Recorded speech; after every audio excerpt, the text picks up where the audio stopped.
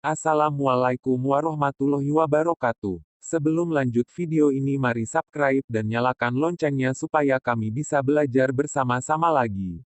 Utsman bin Affan. Khalifah ketiga pengganti Umar bin Khattab adalah Utsman bin Affan. Nama lengkapnya ialah Utsman bin Affan bin Abil Ash bin Umayyah dari suku Quraisy. Ia memeluk Islam karena ajakan Abu Bakar, dan menjadi salah seorang sahabat dekat Nabi. Ia sangat kaya tetapi berlaku sederhana, dan sebagian besar kekayaannya digunakan untuk kepentingan Islam. Ia mendapat julukan Zun Nurain, artinya memiliki dua cahaya, karena menikahi dua putri Nabi secara berurutan setelah yang satu meninggal, yakni Sayyidatina Ruqayyah dan Ummi Kulsum. Utsman pernah meriwayatkan hadis kurang lebih 150 hadis. Seperti halnya Umar, Utsman diangkat menjadi khalifah melalui proses pemilihan.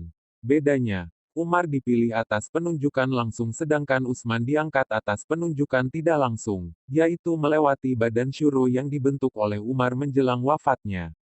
Pencapaian pada masa pemerintahan Utsman. Pada masa-masa awal pemerintahannya, Utsman melanjutkan sukses para pendahulunya, terutama dalam perluasan wilayah kekuasaan Islam. Daerah-daerah strategis yang sudah dikuasai Islam seperti Mesir dan Irak.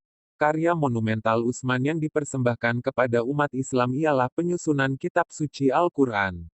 Karena banyaknya kekhawatiran umat Islam, banyaknya para sahabat penghafal Al-Quran yang gugur saat peperangan, yaitu Zaid bin Sabit. Sedangkan yang mengumpulkan tulisan-tulisan Al-Quran antara lain adalah dari Hafsah, salah seorang istri Nabi.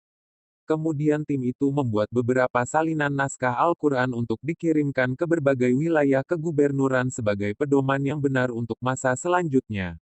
Manajemen pemerintahan Utsman bin Affan.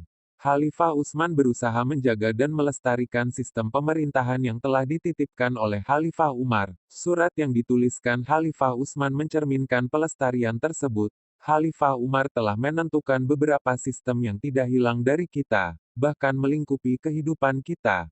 Dan tidak ditemukan seorang pun di antara kalian yang melakukan perubahan dan penggantian. Allah yang berhak mengubah dan menggantinya.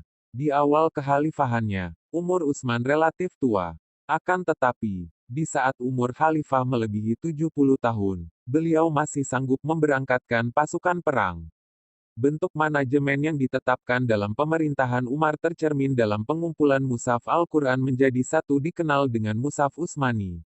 Pada masa kekhalifahan Utsman, pemerintahan Utsman berlangsung selama 12 tahun. Pada akhir masa kekhalifahannya, banyak kelompok munafikun pemecah belah umat dengan mengatakan bahwa kekhalifahan Utsman tidak seperti Umar yang mengakibatkan banyaknya kaum yang kecewa.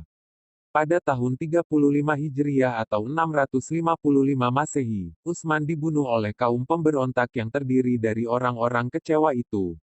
Semoga kita semua bisa mengambil hikmah dari sosok sahabat sekaligus menantu Nabi ini. Wassalamualaikum warahmatullahi wabarakatuh.